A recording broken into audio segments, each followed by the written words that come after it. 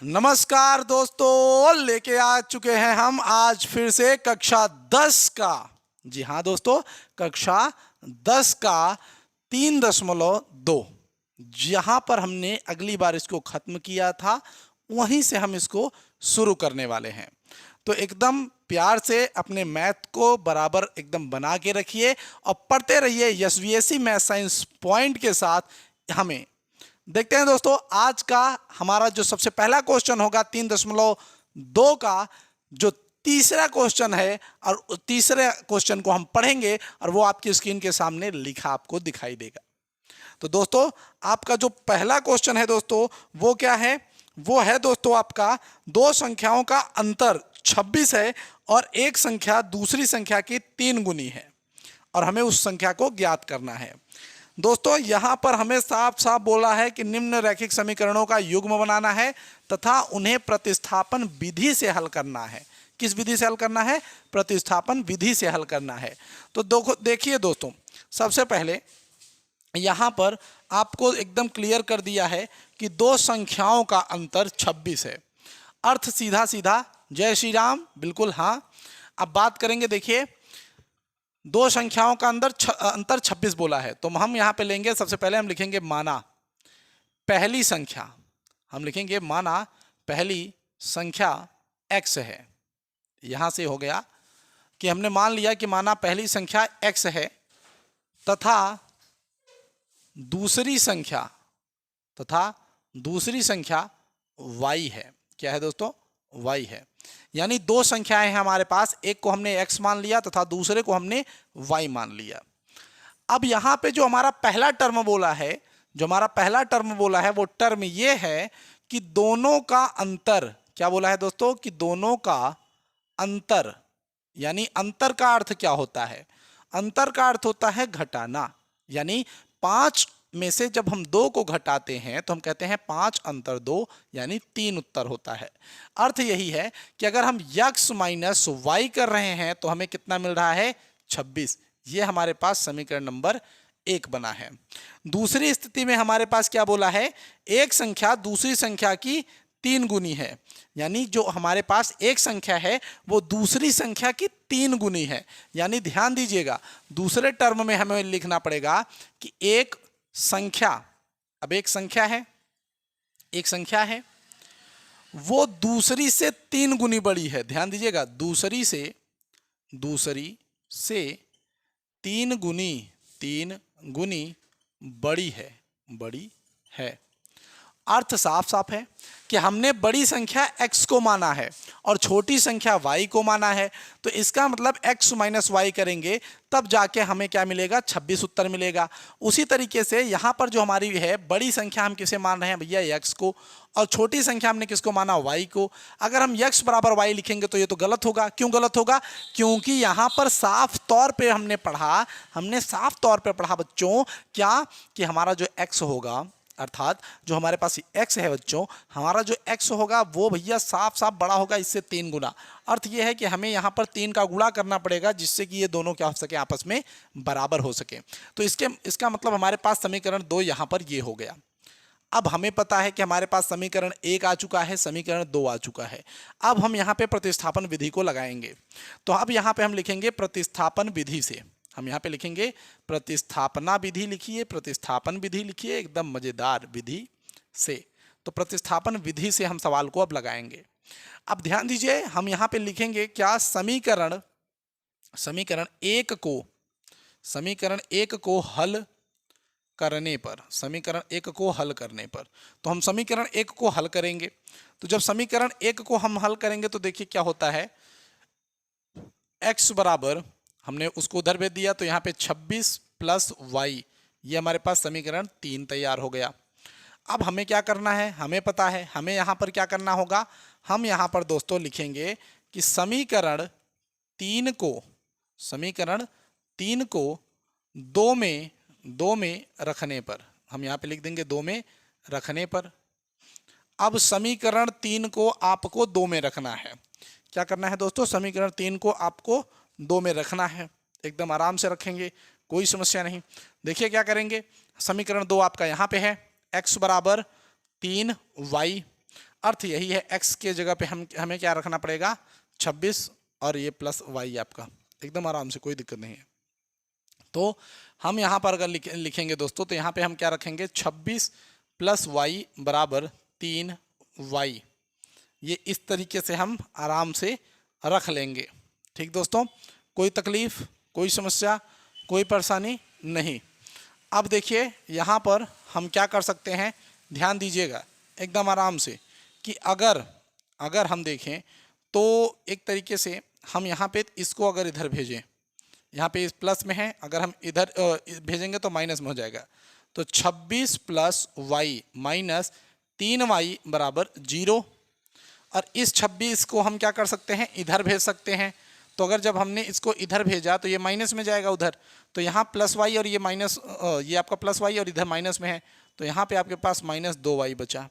हम इसको उधर भेज देंगे तो माइनस 26, तो माइनस से माइनस कट गया, 2 से आपका 26 कट गया, जिसके कारण y बराबर आपका 13 उत्तर बचा। कितना उत्तर बचा, 13। तो y बराबर आपके पास मान कितना आ गया दोस्तों, 13 मान आ गया। अब बस आपको कुछ नहीं करना है, अब आपको अगला स्टेप क्या फॉलो करना है, देखिए आपको लिखना है y का मान समीकरण 1 में रखने पर, इस तरीके से। ठीक, आप लिखेंगे y का मान समीकरण 1 में रखने पर क्या होगा। तो देखिए दोस्तों, y का मान जब हम समीकरण 1 में रखेंगे तो उस समय की स्थिति क्या होगी। तो देखिए x माइनस वाई बराबर 26 है हमारे पास, तो हमने y का वैल्यू कितना रखा दोस्तों, 13। तो देखिए ध्यान से, जब हम यहाँ पर 13 रखेंगे और इधर आपका 26 हो गया। अब इधर हम जब भेजेंगे तो x बराबर कितना हो गया, देखिए 26 प्लस 13, यानी x बराबर हमारे पास 39 हो गया। अब अगर आप चेक करना चाहते हैं तो मैंने आपको बोला है कि आप उत्तर की जांच अवश्य करें। तो यदि दोस्तों आप उत्तर की जांच करेंगे तो मैंने आपको क्या कहा था, आपको मैंने कहा है उत्तर की जांच जरूरी है, क्योंकि उत्तर की जांच अगर आप किताबों से सीखेंगे ही नहीं तो आप आगे कैसे जाएंगे। आप वहां पर जब बोर्ड एग्जाम में ये लिख रहे होंगे तो आपको ये थोड़ी ना पता होगा कि ये सही है, ये गलत है। तो उत्तर की जांच बहुत जरूरी है यहाँ पर। तो ध्यान दीजिएगा कि अगर हम पहले वाले में रख लेते हैं या दूसरे वाले में रख लेते हैं, चलिए हम दूसरे वाले में रख लेते हैं, x बराबर 3y। x की वैल्यू कितनी आ गई, 39 आ गई।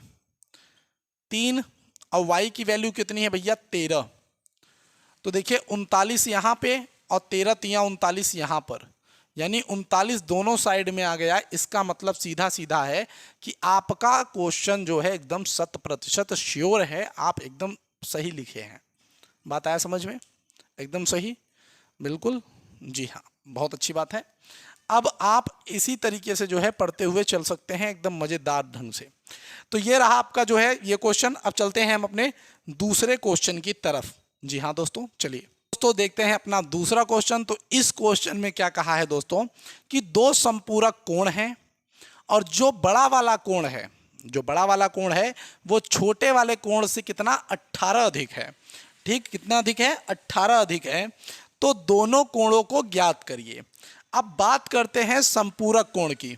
तो सबसे पहली बात, जो संपूरक कोण होता है, ठीक भैया, जो संपूरक कोण होता है, आप ऐसे कह सकते हैं जो संपूरक कोण होता है। तो जो हमारे पास संपूरक कोण है ठीक, वो कितने होते हैं भैया, 180 डिग्री के होते हैं। तो चलिए हम अब मान लेते हैं दोस्तों कि भैया जो हमारा कोण है वो दोनों क्या हैं। तो हम मानते हैं कि हमने यहाँ पे लिखा कि माना दोनों कोण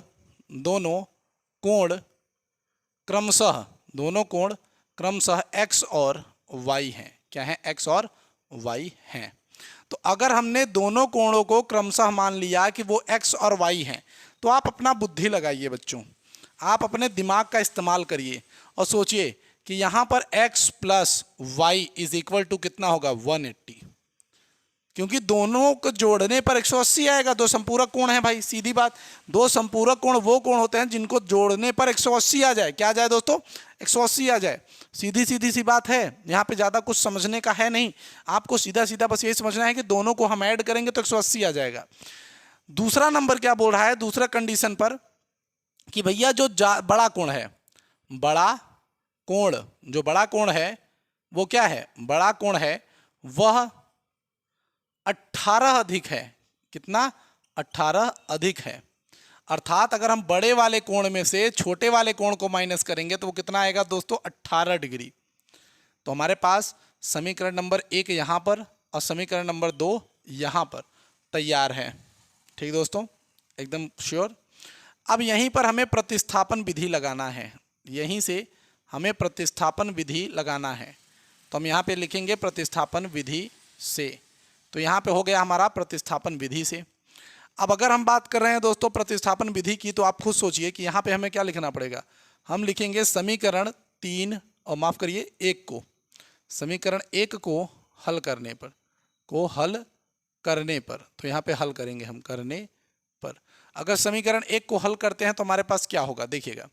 तो x प्लस वाई बराबर 180, हम इसको उधर भेज देंगे तो x बराबर 180 माइनस वाई, ये समीकरण नंबर 3 है।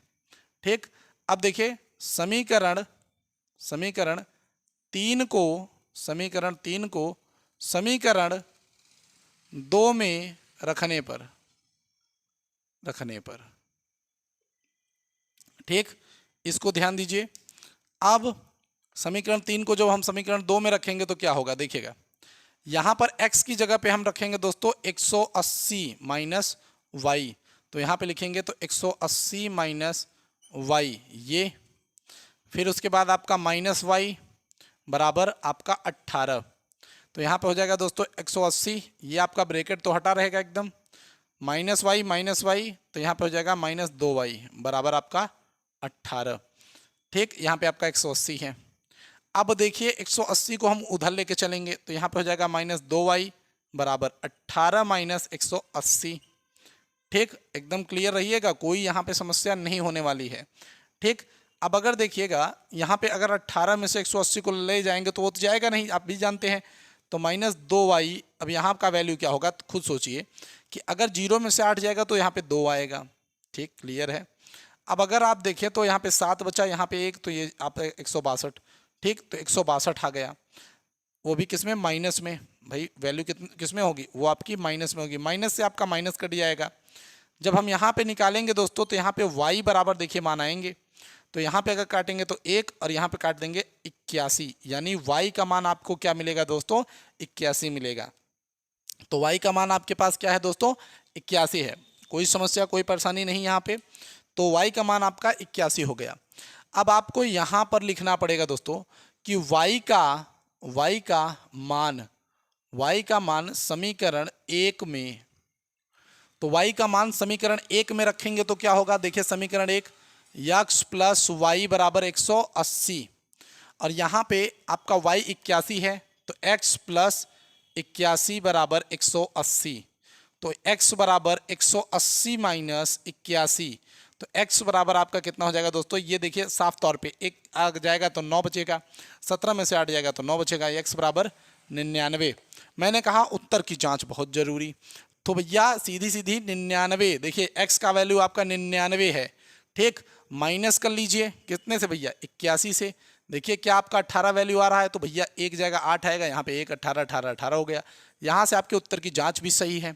एकदम कोई समस्या कोई परेशानी कोई तकलीफ नहीं, एकदम धमाकेदार तरीके से SBSE मैथ साइंस पॉइंट के साथ एकदम लगे रहिए, बरकरार रहिए और लगातार तैयारी करते रहिए। कोई समस्या पढ़ाई लिखाई में हो, हम हैं आपके साथ, कोई समस्या नहीं होने देंगे। ठीक दोस्तों, तो एकदम पढ़ाई को अपने बरकरार रखिए और चलते रहिए। आगे चलते हैं, क्वेश्चन से देखते हैं। तो दोस्तों अब देखते हैं तीसरा नंबर क्वेश्चन, जो कि है कि एक क्रिकेट टीम के कोच ने 7 बल्ले तथा 6 गेंद 3,800 रुपये में खरीदे। बाद में उसने 3 बल्ले तथा 5 गेंद 1750 में खरीदे। प्रत्येक बल्ले और प्रत्येक गेंद का मूल्य ज्ञात कीजिए। तो 7 बल्ला लिया है भैया और 6 गेंदा लिया है ना। तो देखिए हम मानते हैं कि माना एक बल्ले की कीमत,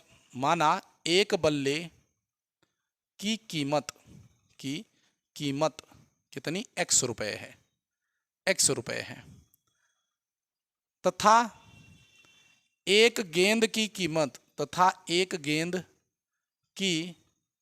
कीमत y रुपए है। कितना है? y रुपए है। और आपको बोला है भैया कितना, 6 गेंद है, अच्छा हाँ 6 गेंद है और 7 बल्ले हैं।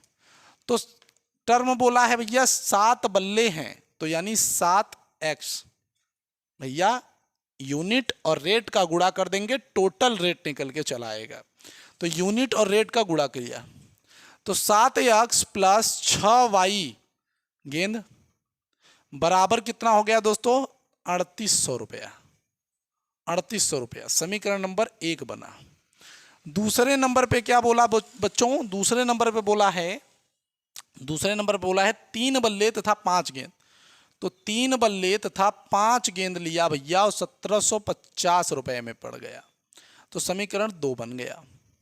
कोई समस्या, कोई परेशानी नहीं, एकदम आराम से, ठीक। 1750 बना। अब यहां पर आप करेंगे क्या, समीकरण 1 को हल करिए। हल करने पर, तो समीकरण 1 को हल करने पर हम लिखते हैं, जब समीकरण हम 1 को हल करते हैं बच्चों, तो यहाँ पर क्या निकल के आएगा, थोड़ा ध्यान दीजिएगा। यहाँ पर आपके पास वैल्यूज़ होंगी 7x प्लस 6y बराबर 3800, ये है।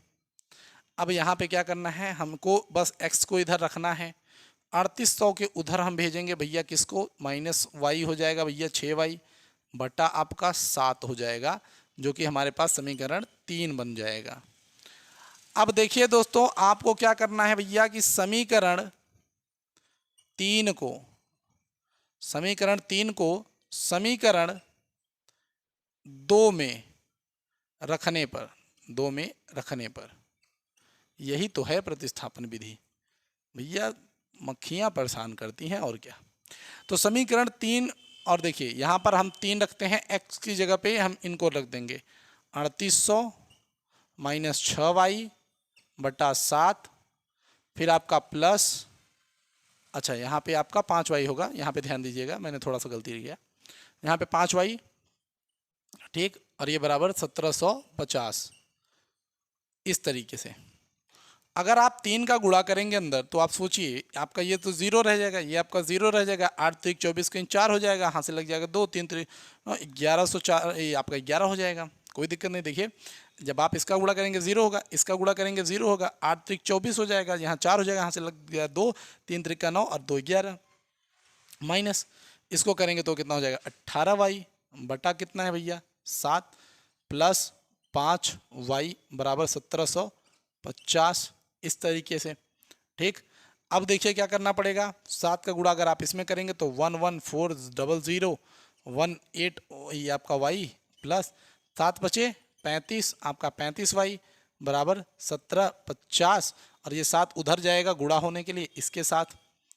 अब अगर आप 7 का गुणा करेंगे तो आप खुद सोचिए, यहाँ पे आपको 11400, और ये आपका यहाँ पे देखिए 35 और 18 है, इसको जब आप करेंगे तो आप यहाँ पे 17y पा जाएंगे, बिल्कुल। अब यहाँ पे देखिए 7 का अगर आप गुणा करेंगे तो 0, 7 बचे 35, कहीं 5 हासिल लग गया 3, आपका 7 7 49, 49 और 3 हो गया आपका 52 हासिल लग गया 5, 7 1 का 7, और ये आपका 1200, हाँ लगभग 12250 हो गया, ठीक।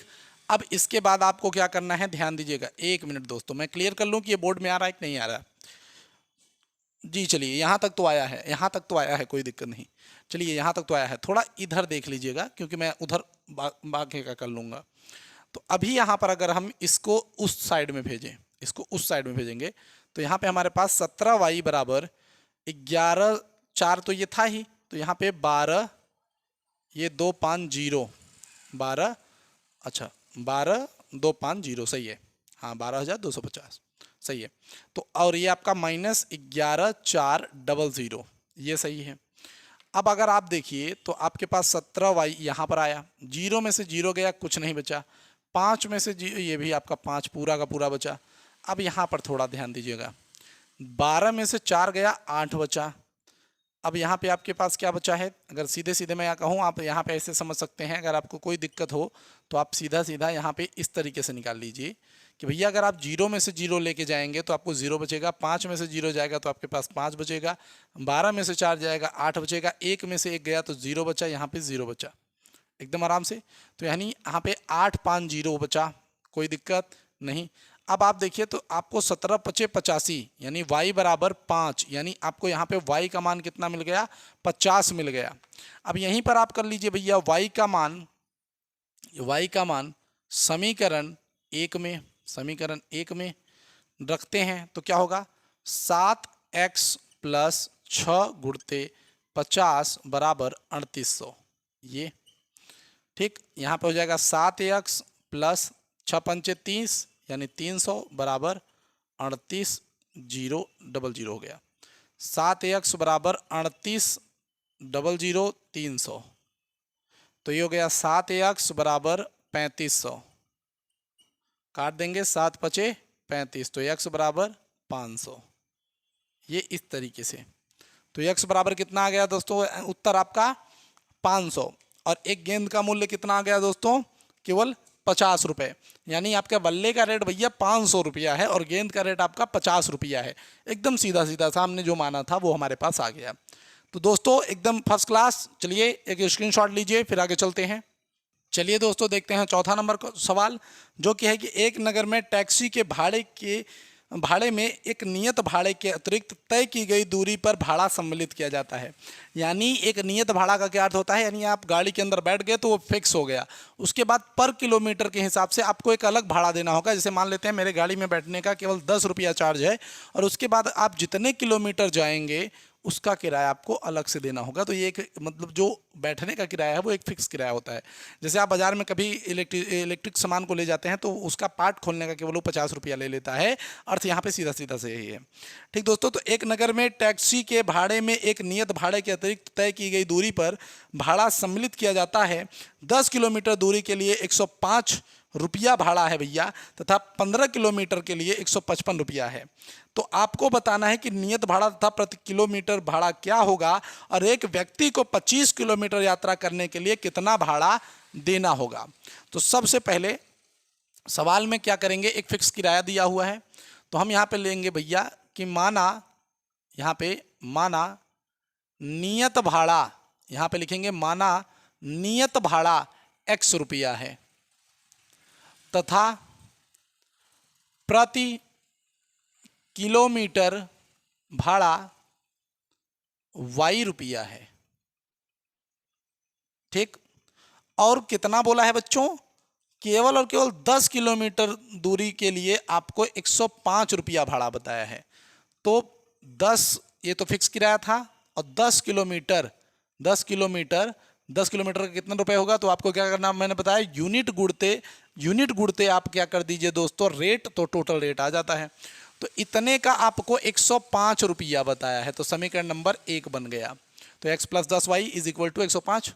और अगर यहाँ पे हम देखें कि अगर यहीं पर 17 किलोमीटर शायद बोला है, 15 किलोमीटर बोला है, अच्छा 15 किलोमीटर बोला है, तो x प्लस 15y आपको कितना जाना है भैया, 155 रुपया। कितना, 155 रुपया। ये समीकरण नंबर 2 हो जाएगा। प्रतिस्थापन विधि से करना है, कोई दिक्कत नहीं। तो यहाँ पर आप क्या लिखेंगे, समीकरण 1 को हल करने पर, यही लिखेंगे समीकरण 1 को हल करने पर। तो समीकरण 1 को जब हम हल करेंगे तो क्या होगा, x प्लस 10y बराबर 105, 10 को उधर पे दीजिए और क्या, x बराबर 105 माइनस 10y, समीकरण नंबर 3 हो गया।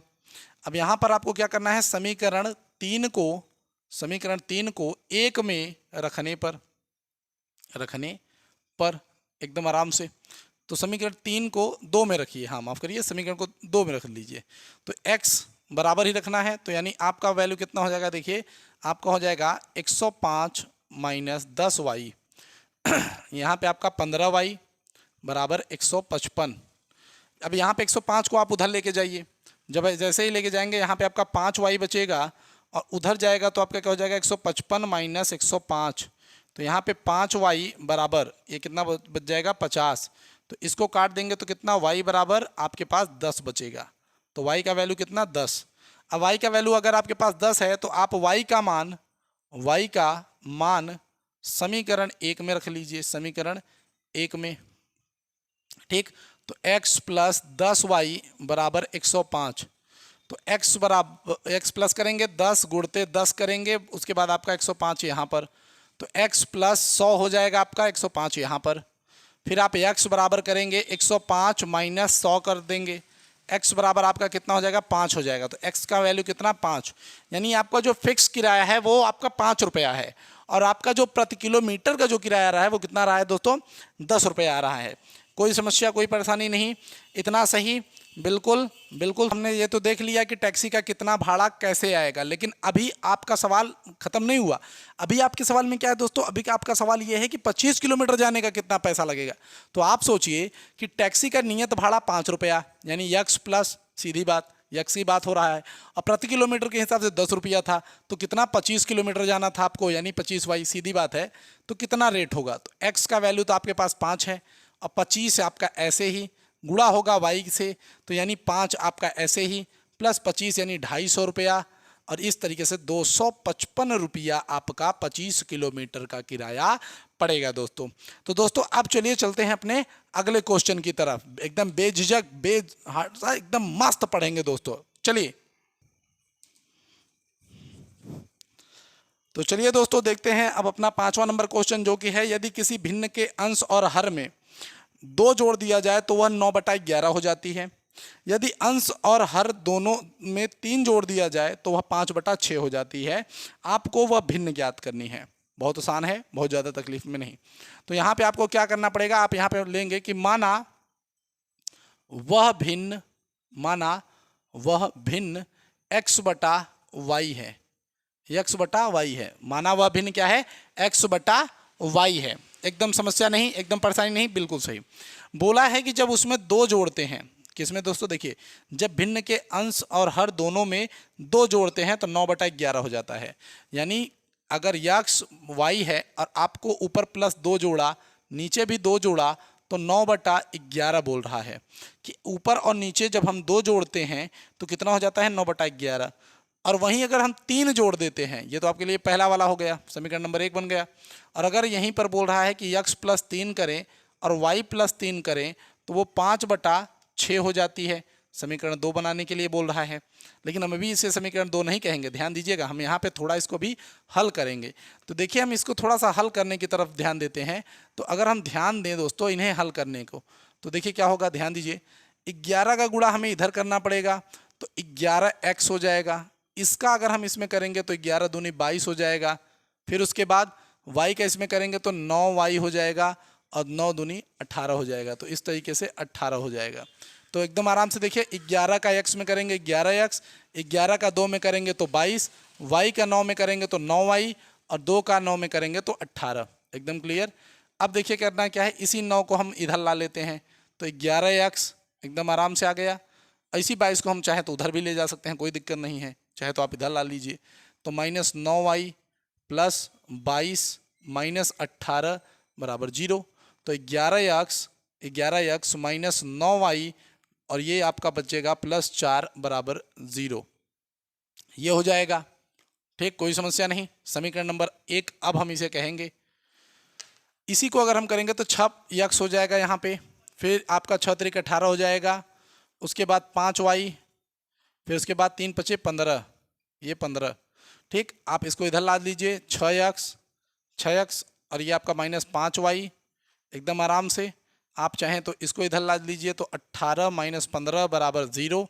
तो आपके पास हो जाएगा 6x - 5y + 3 = 0। समीकरण नंबर 2। ये इस तरीके से एकदम आराम से, कोई समस्या नहीं। अब देखिए इतना फॉलो करेंगे हम, इतना अभी तक कुछ नहीं किए हैं, अभी केवल हमने समीकरणों को ज्ञात कर लिया है। अब यहाँ पे हम क्या करेंगे, समीकरण 1 को हल करेंगे। हल करने पर, तो यहाँ पे समीकरण 1 को हल करने पर हम लिखेंगे, हमें x बस इधर बचाना है, बाकी सबको उधर। तो अगर हम माइनस को भेजेंगे उधर तो ये आपका 9y, इसको उधर भेजेंगे तो ये -4, और इसको नीचे भेज देंगे तो 11। तो ये समीकरण नंबर 3 हो गया। अब यहाँ पे लिखना होगा कि समीकरण 3 को 2 में रखने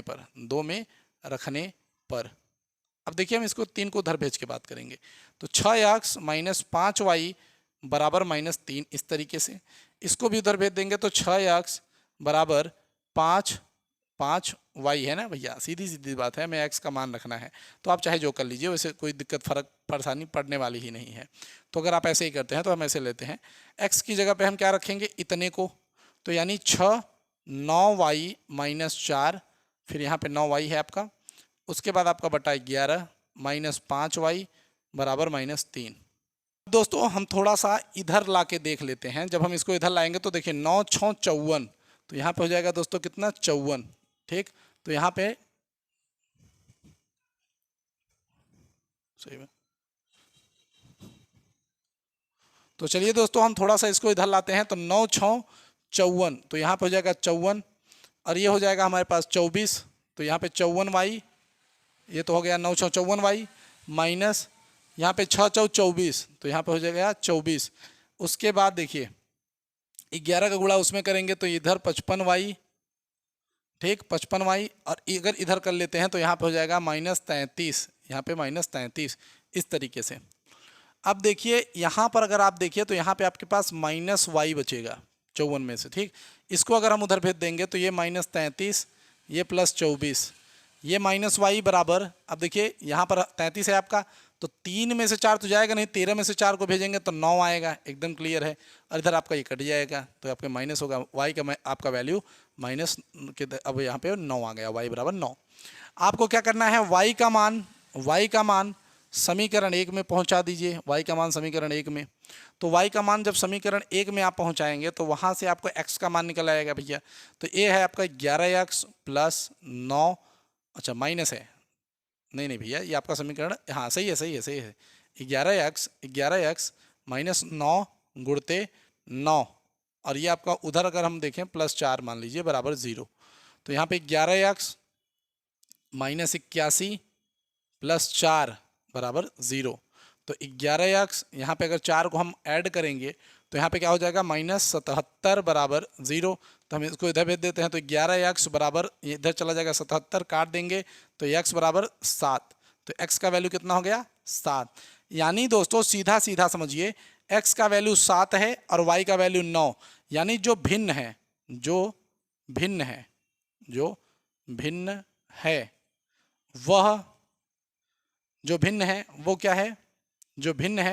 वह सीधा से सीधा, एकदम उदाहरण तौर पे एकदम सीधा की बात कर रहे हैं, तो जो भिन्न है वो क्या है दोस्तों, वो आपकी हो जाएगी 7/9। जो आपकी भिन्न है दोस्तों वो क्या है दोस्तों, आपकी 7/9, एकदम सही, कोई समस्या नहीं। चलिए इरेज करते हैं। तो चलिए दोस्तों देखते हैं अपना आज का आखिरी क्वेश्चन भैया, कि 5 वर्ष बाद जैकब की आयु उसके पुत्र की आयु से 3 गुनी हो जाएगी। 5 वर्ष पूर्व जैकब की आयु उसके पुत्र की आयु की 7 गुनी थी, उनकी वर्तमान आयु बताइए। तो दोस्तों मैंने आपको बताऊं कि मैंने इसका एक अच्छा वीडियो भी इससे पहले वाली जो परिचय वाली वीडियो में उसमें दिया है। बहुत मस्त क्वेश्चन है दोस्तों, एकदम मक्खन की तरह सॉल्व करते हैं हम। इसके सवाल में मैं सीधे सीधे कहूँगा, आप मानने से बेहतर है कि आप इस तरीके की एक सारणी बनाइए। ठीक, ऐसे एक सारणी बताइए। अब यहाँ पर जैकब बोला है तो जैकब के लिए लिख दीजिए, अब पुत्र के बारे में बोला है तो पुत्र के बारे में लिख दीजिए, फिर आप इस तरीके से लीजिए और एक इस तरीके से लीजिए। अब यहाँ पर आप एक वर्तमान लिख लीजिए, वर्तमान एक तरफ लिख दीजिए, भूत एक तरफ लिख दीजिए भविष्य। अब आपको बोला है जैकब की आयु के बारे में, क्या बोला है कि 5 वर्ष बाद जैकब की आयु उसके पुत्र की आयु की कितनी हो जाएगी दोस्तों, कि 3 गुनी हो जाएगी। यानी 5 वर्ष बाद, यानी आज से 5 वर्ष बाद, अगर मैं आज 17 साल का हूं तो 5 साल बाद कितने का हो जाऊंगा, 22 का। तो एक बात मैं बोल रहा हूं, मैं 17 का हूं नहीं हाँ, तो जैसे मान लीजिए मैं अभी 22 का हूं और 22 5 कितना हो जाएगा, 5 साल बाद, यानी 17, एकदम फिक्स बात है। और 27 है, 22 5 27 है, ठीक, हाँ 27 है। तो 22 5 अगर 27 है तो यानी 5 साल मैंने जोड़ा। तो अभी के लिए हम वर्तमान आयु जैकब की मान लेते हैं x और उसके पुत्र की मान लेते हैं y। तो भविष्य की बात किया है तो यहाँ पर एज क्या हो जाएगी, x + 5, और इसके लिए क्या हो जाएगी, बेटे के लिए x + 5। अब भूत के बारे में क्या बोला है, यानी पीछे के बारे में क्या बोला है कि 5 वर्ष पूर्व जैकब की आयु उसके पुत्र की आयु की 7 गुनी थी, यानी 5 वर्ष बाद के बारे में भी बात किया गया है और 5 वर्ष पहले के बारे में भी। तो हमने यहाँ पे कर लिया। पहली कंडीशन कहती है कि जैकब की जो एज है वो अपने पुत्र की कितनी होती है भैया, कितनी होती है? सीधी सीधी सी बात, हमें क्वेश्चन देखना पड़ेगा। तो 5 वर्ष बाद जैकब की आयु उसके पुत्र की आयु की 3 गुनी हो जाएगी। यानी 5 वर्ष बाद, यानी x + 5 is equal to y + 5 करना है। तो भैया इनका 3 गुना एज बड़ा है, तो हमें इसमें 3 का गुणा करना पड़ेगा, तब जाकर ये तीनों के भैया एज जो होंगे बराबर होंगे। सीधी सीधी सी बात है, एकदम कोई दिक्कत कोई परेशानी नहीं हो रही है। ठीक, एकदम अच्छे से। अब देखिए दूसरा नंबर क्या बोल रहा है? दूसरा नंबर बोल रहा है कि 5 वर्ष बाद, यानी x - 5, 5 वर्ष बाद x - 5 और y - 5। तो यहाँ पे देखिए उसके जो आपके जैकब हैं उनकी पुत्र की आयु, मतलब इससे पहले जो उनकी एज थी जैकब की वो 7 गुनी थी 5 वर्ष पहले, तो इसको भी 7 करना पड़ेगा। ठीक, ये करना होगा। तो यहां से अगर हम निकालेंगे कि अपने भैया सवाल के लिए समीकरण, तो x + तो 5 है, x + 5 है। चलिए बराबर लिए, यहाँ पे 3y और ये आपका 5 × 15, ये आपका 15। ठीक, उस हिसाब से 5 उधर भेज देते हैं, इसको इधर कर लेते हैं। तो x - 3y और ये उस लेके जाएंगे तो ये 15 में से 5 चला जाएगा तो कितना बचेगा? 10। समीकरण नंबर 1। यहाँ पे देखिए x - 5 है, यहाँ पे 7y हो गया और ये आपका 35 हो गया। इसको हम उधर भेज देते हैं तो x - 7y बराबर -35 है, +5 हो गया। तो x - 7y बराबर कितना हो गया आपके पास? -30। समीकरण नंबर 2 हो गया आपके पास। एकदम आराम से, कोई समस्या कोई परेशानी नहीं। अब यहाँ पे हम क्या करेंगे? समीकरण 1 को हल करेंगे। जो समीकरण 1 को हल करने पर हमें लिखना पड़ेगा, करने पर जो समीकरण 1 को हल करेंगे हम, तो देखिए क्या होगा। समीकरण 1 को हल करेंगे तो x - 3y बराबर 10 है, तो x बराबर 10 + 3y समीकरण नंबर 3 है। ठीक, तो समीकरण 3 को समीकरण 2 में रखने पर, समीकरण 2 में रखने पर तो ये समीकरण 3 को अगर समीकरण 2 में रख देते हैं, जो कि ये है, तो क्या होगा? देखिए यहाँ पे हो जाएगा 10 + 3y, ठीक, और -7y बराबर -30। तो यहाँ पे अगर हम इसको देखें तो यहाँ पे क्या उत्तर मिलेगा, उसको हम उधर भेज देते हैं। तो देखिए यहाँ पे आ जाएगा -4y। ठीक, यहाँ पे आ जाएगा -4y।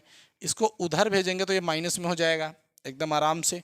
तो ये -30 और ये -10। ठीक, तो यहाँ पे -4y बराबर -40। माइनस से माइनस कटेगा और y का वैल्यू आपका हो जाएगा कितना? 10। तो y का वैल्यू कितना हो जाएगा दोस्तों यहाँ पर? 10। तो y का वैल्यू 10, यानी पुत्र की आयु कितनी है? 10 साल है। कोई समस्या कोई परेशानी नहीं।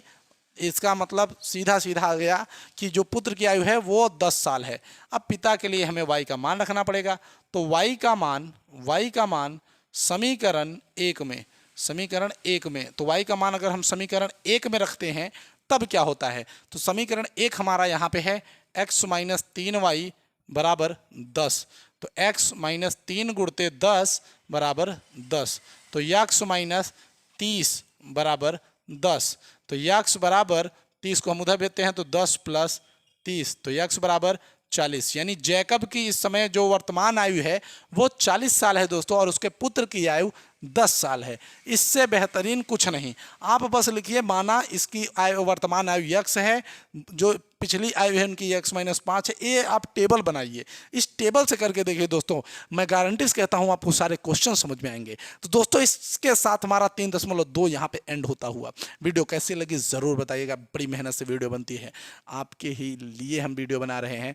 SBSC मैथ साइंस पॉइंट को सब्सक्राइब ज़रूर करिए। 1 नंबर के कंटेंट, 1 नंबर का व्यवस्था, सब कुछ एकदम फाड़ू। तो मिलते हैं अगली वीडियो में, तब तक के लिए जय श्री राम, जय हिंद।